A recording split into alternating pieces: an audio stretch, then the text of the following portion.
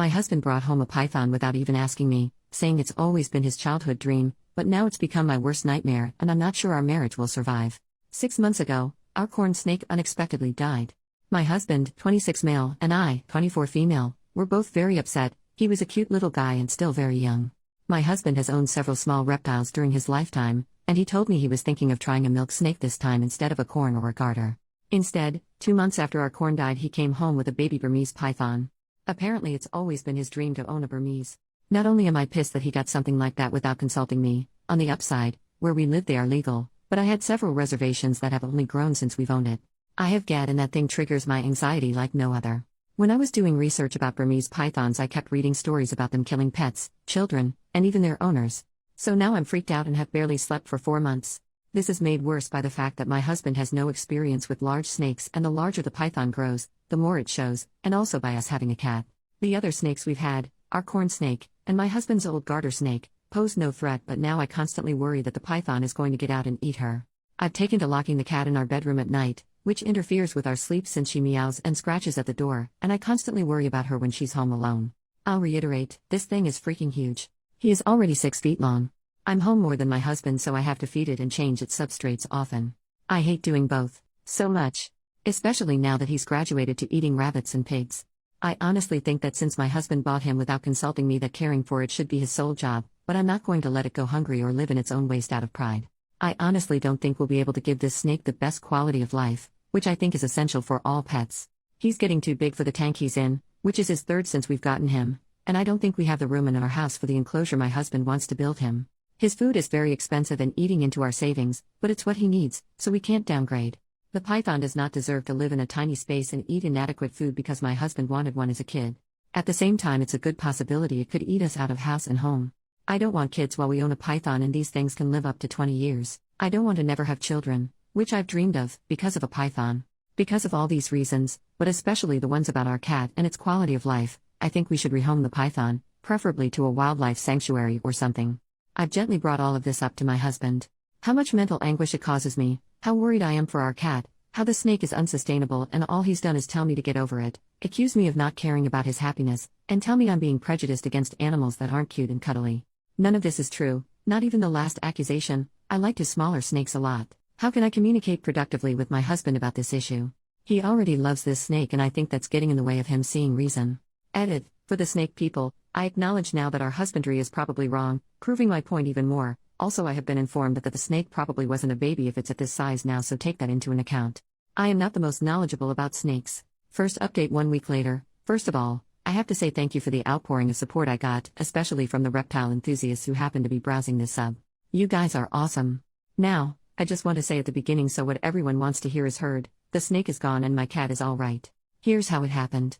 Thursday night, while I was replying to people in my post, several people suggesting talking to my husband's friend, who owns Burmese pythons, is an experienced reptile keeper, and could be a huge help. I was too blinded by the situation or my own anxiety to even think of that. I messaged him on Facebook Thursday night and told him the situation. He was shocked at just how bad things were, but apparently he tried to warn my husband that owning small snakes and then jumping to a Burm is like thinking owning house cats makes you qualified to own a tiger, but my husband didn't listen.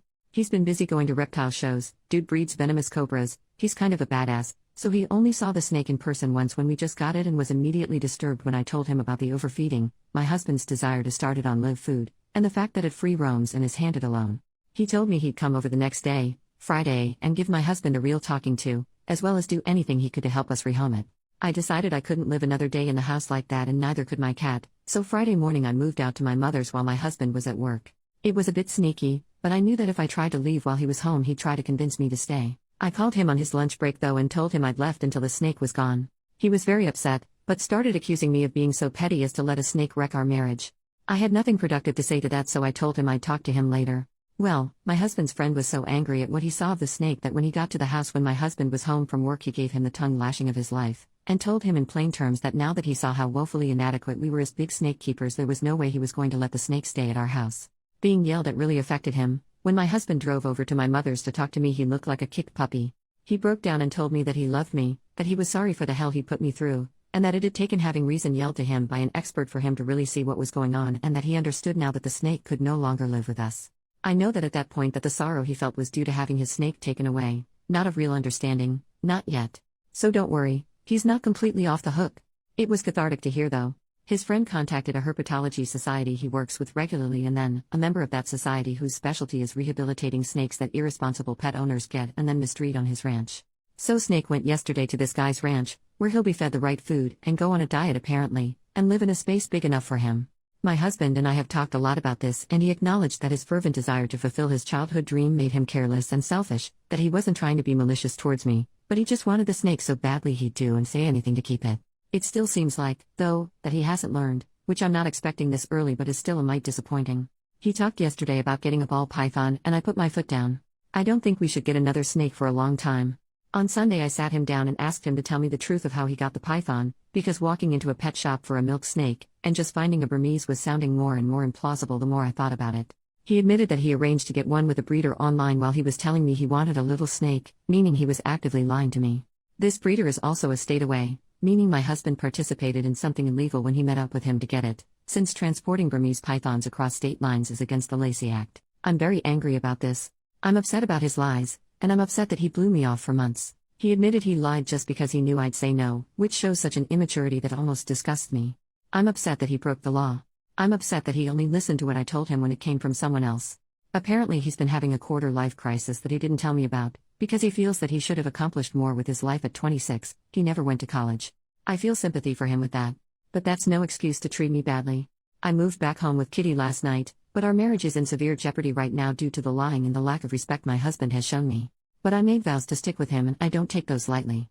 We're going to be getting counseling, which I hope will make him really see what was wrong with what he did, rather than a knee-jerk response to being in trouble, so to speak, and will strengthen us. If not, well, I'll have to consider my options. Second update 1 month later. Hi, I'm back. The snake is still gone, but I guess I'm coming back out of desperation. People messaged me wanting to know how I was doing anyway. On the surface, therapy has been going well. My husband has been doing everything right. He's been contrite, open-minded, and treats me like a princess at all times. I can tell at home that he's making a conscious effort to listen to my opinions and thoughts, and incorporate our therapist's suggestions into our lives. I feel like the hugest jerk saying this, but I don't think it's enough. Over these past weeks I've had to come to terms with the fact that something about how I view my husband has fundamentally changed. And finally, after extensive soul-searching a few days ago, I realized what it was. I have no respect for his intelligence anymore, after all this. That is very, very important to me. And now it's just gone and I don't know how it can come back without him getting a personality overhaul. It's killed my physical attraction to him. I normally have a high libido and prior to all this we made love 4 to 5 times a week. Now, since all this went down we've been intimate 3 times. To be fair, while the snake was here we were down to 2 to 3 times a week, but it was still more frequent than this. Despite all the changes he's making he's still himself and I don't think I can like who I know him to be now. He's still his goofy, absent-minded self who needs me to balance the checkbook and pack his lunch. I can't respect that anymore. I don't want to be his mom or a naggy sitcom wife. I used to love doing these things for him. Throughout our relationship I've taken care of him, patched him up, and helped him solve his problems. I always saw it as the ultimate expression of love. Now I'm just sick of it. He can tell something's still wrong. He's irritated about my lack of forgiveness and lack of an intimate drive lately when he's objectively doing all the right things. But his lack of understanding towards my apprehension makes my feelings even more pronounced. I realized the other day that I love him dearly as a friend. I've known him since I was 9 years old but no longer as a husband. That devastates me. I can't believe I'm thinking divorce after less than a year of marriage. I feel like such a failure. I haven't broached these feelings in therapy yet, because they crystallized only a few days ago. But I don't know how to start because I know saying them will mean my marriage will be over. I have talked to my mom and friends about this, and they all tell me to wait longer, to stick it out, because I made vows. But I feel like I found out something fundamental about my husband that I wish I never had, and that nothing can be the same now. Third update 9 years later, posted on October 14, 2024. My posts were reposted somewhere and one of my friends sent me them saying, "I think you wrote these posts." And reading them, yeah, I did. A lot of people seem to be wondering what happened to me, so I logged into this account for the first time in almost 10 years to give one final update about what happened. Basically, my ex-husband brought home a Burmese python after telling me he wanted a milk snake. I was really scared of it and anxious, and he was dismissive of my worries. I ended up getting the snake shipped off to a reptile ranch, but it absolutely shook my trust in my ex because he was lying to me. It also made me realize he relied on me to do everything for him like a second mother, and that I hated that. I really tried to work through the feelings I posted in the second update, but after 3 months, we separated. It's totally okay if you judge me for this because I judge myself. After being separated for half a year, we ended up making love. My grandma had just died. I was devastated, and he came to the funeral to support me, and because he'd known her forever and loved her too. We went home together after the family lunch and we ended up having comfort love making. Neither of us wanted kids at that point, but my IUD had slipped into my cervix at some point before this and I ended up getting pregnant. Both of us were unsure about introducing a kid into our relationship, but decided to get back together and make another effort. I had always wanted to be a mom, and didn't want to abort. We found out pretty early into the pregnancy that it was actually a molar pregnancy. Meaning that instead of a normal fetus, I was pregnant with a tumor. I had the mole removed, but I was one of those lucky people who develops cancer from their molar pregnancy. Luckily the cancer was caught when I was only at stage 2 and responded really well to chemotherapy. I've been cancer-free since 2016. However, my ex's behavior when I was extremely sick from chemo, we had stayed together after losing the pregnancy, caused me to put my foot down and want to divorce. He wouldn't, or couldn't, pick up the slack around the house, and I couldn't deal with it anymore. I felt like I couldn't depend on him for anything, not even when I had cancer. Literally a week after I was told I was cancer-free, I told him I was moving out and wanted a divorce. I lived with my mom for a year while our divorce was being finalized and a bit after it, and then decided to get a job in a new city because I needed a new beginning. I also decided to fulfill a dream of mine I'd been mulling over for a while and went back to college to get my BSN in 2017. I graduated in 2019 because I was in an accelerated program for people who already have another degree, and I now work as a neonatal nurse. The job can be really wearing and difficult, but it's so amazing watching tiny and sick babies grow and thrive and eventually leave. I feel like I've found my calling. I also met a guy in my class when I went back to school. We were just friends for 2 years, because I didn't feel ready to date, and then in 2019 we started dating. That guy is now my husband. We got married in 2022. My current husband is the most amazing man and partner I could have ever asked for. I can fully lean on him, and him on me. And I don't have to ask him to please pick his socks up off of the floor. He even does most of the cooking because I hate cooking. Due to my cancer treatment, I went into premature ovarian failure, so we are going to start IVF in the new year with eggs I had frozen before my chemo began. We also want to adopt and or foster at some point and have been looking into that as well. I know for sure my husband is going to be a wonderful support for me and an amazing father. At the time of my divorce I had no confidence my ex would be either of those things. I don't want to just bash my ex though. He is doing much better since we got divorced. A month after I left for good, he attempted to off himself and was put on a 72-hour hold at the hospital. He took their advice to follow up with a psychiatrist seriously, and was diagnosed with ADHD. It explains so much about how he was when we were together. A little later on, he was also diagnosed with autism. I don't speak to my ex because it's too painful for both of us, but my mom is still close to his mom and has given me some updates. He's taking medication that's really helped his ADHD, and was able to go to trade school. He has a much better job now and has been in a steady relationship. I wish him all of the best. I look back on my old posts and all I can do is shake my head. I was putting up with so much I would never put up with now. I was so grown up because I was 24 and married, but clearly I still had maturing to do. Part of me feels sad for my ex too, because he was struggling for so long and I was writing him off as unhelpful. However, even though he had a medical reason for being inconsiderate, I still had to do what's best for me, and I was at my breaking point.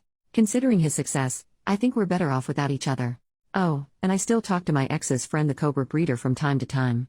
Bucatini the Burmese python is still doing great in his new home.